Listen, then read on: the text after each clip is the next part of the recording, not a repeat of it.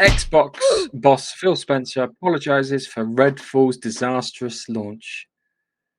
We let a lot of people down this week. I'm upset with myself. Now, apparently, there's a rumor. If you look at his profile, you can see that he played it for 40 minutes and then deleted it. Oh, Don't know. that's I don't telling know how. her. Oh, that's telling when your boss won't play the game. We Xbox. all know he's a big gamer. Yeah. No, well, if you can see his game profile, Xbox boss Phil Spencer has personally apologized for the failure of Arcane's Redfall, which was widely panned this week. The AAA first-party shooter has suffered a disastrous launch, with players and reviewers. Excuse me. With players and reviewers criticizing everything from the blandness of its world to the many bugs and its uninspired looter shooter mechanics to performance issues. Arcane's worst reviewed game and most negative user score rating on Steam. Has the most negative user score rating on Steam. The failure of Redfall has also brought into question Microsoft's ability to launch high quality games with any regularity after a string of high profile flips. Flip and flops. And caused some of their games to caused some of their cancel to come. Look, bollocks! It's bollocks out Games Pass. Basically, people are cancelling Game Pass because of the recent crap releases. So, which is why we were saying what we were saying about Starfield, due to be released in September. Hopefully, it's good. Redfall. I'm not holding out hope after Fallout 76. Seriously, it's like kind of. I know Baxter's like trying to be all hopeful. It's like kind of you did not play. He played Fallout 76 like it was like. I think it was like almost a year after launch. So they fixed a lot of stuff. They must have. I remember playing Fallout 76 and not being able to walk past a train station. And I couldn't walk forward and I couldn't turn around to do one. It just kept them crashing the game.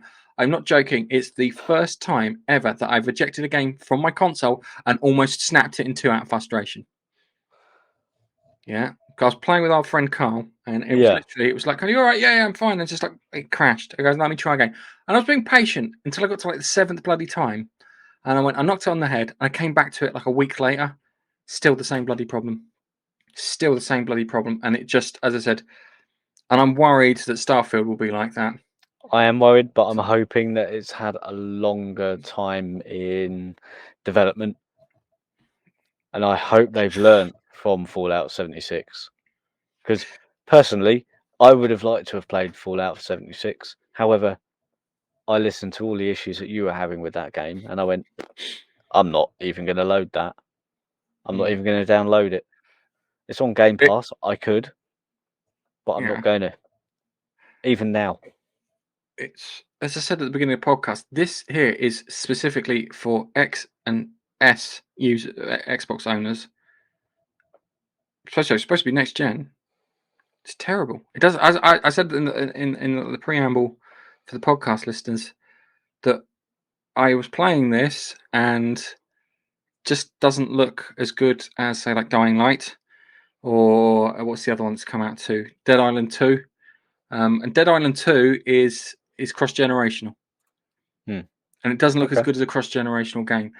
The big concern is that because it's Games Pass and Microsoft own these studios and they don't have to make money in order to keep themselves going as a thingy, the incentive to get it right, the incentive to be good isn't quite there. Yeah. You know what I mean? It's like, oh no, it's fine. As long as people are buying Games Pass, we'll be fine. We won't get cut. As long as we contribute content so they don't cancel this month, we'll be fine. And I think because that's what, as I said, that's the kind of thing that Netflix do. They want to make sure they keep their subscriber count up, and Microsoft want to make sure they keep their subscriber count up. And did this with Babster, and he said, "Oh, it'd be great if Sony did the same thing." I went, "Sony do the same thing. The difference is with Sony is when their AAA games come out, they let those AAA games sell first. Yeah, they give it about. I think it's about. I'm sure the only example I've got on the top of my head is Horizon Forbidden West, where they let that one run for about 3 months before they put it on the premium game pass. It is now on premium. So they're making money out of it, and those people who weren't quite interested in it do get the reward of having it. It's not good as day one release, and there's been some bits because I've had Games Pass pretty much since day one, and I've enjoyed the heck out of it in places like what was that game? It was made by Obsidian, Space's Choice, Outlands or Outer Worlds, Outer Worlds. Outer Worlds was like their version of spacey Fallout. I played that, and that was good. I liked Halo Infinite. It was okay. Yeah, it's okay. I would never buy it. It was okay. Yes, I think that's I would never buy it. That's a very good point. The good thing I'd is never we buy got it for free on Game Pass to play it, and Mm. so I tried it, and I would have, if I had bought the game, I probably would have took it back to get my money back. But Yeah. because it was free, I persevered. I didn't Yeah. really like. I've never been a Halo fan, never. But because it's on Game Pass, I gave it a shot. Yeah, it felt, as I described it, as Halo Far Cry. Literally played like Far Cry, but with Halo. Mm.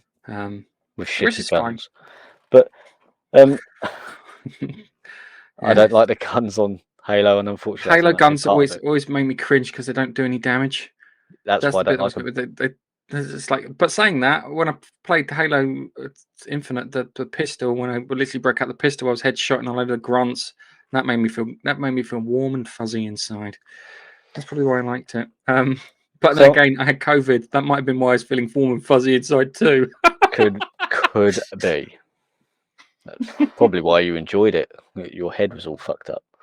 Yeah, maybe that was interfering with my quality control. Yeah. But I do feel that they need a quality control on games that are going onto Game Pass, though. It feels like it's becoming a little bit like Steam, where literally anything can go on. There needs to be a level.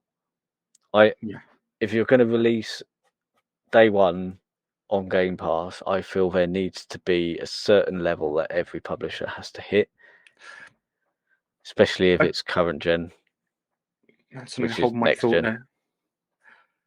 Because the other part too is when you get a day one release with a game that isn't a Microsoft owned studio on Games Pass, makes me think it's crap automatically. That's a bad thing to think, but makes me think it's crap automatically because they haven't got confidence enough to sell it. Yeah, I haven't thought about that. That's me though. Yeah, I'll tell you what though, but with Redfall, I'm hoping with the fact that Phil Spencer has come out, acknowledged just how trash it is, something will be done within the next couple of weeks. I would expect, possibly just at the point longer. But Phil's been doing this for a while. Did this with Halo. Saying that, I haven't seen a Gears of War game. I know they've done lots of bits for Gears of War, but I haven't actually seen a Gears of War game. Maybe there'll be something in the summer.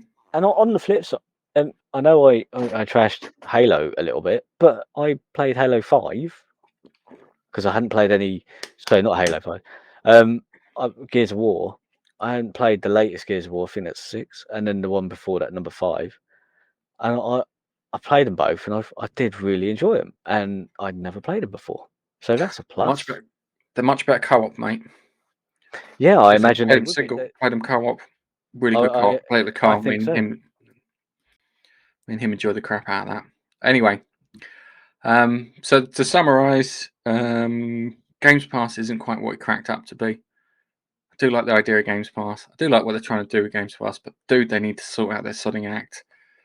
Because they need some quality control on the games that they're going to release on Game Pass, especially if they're day one exclusives.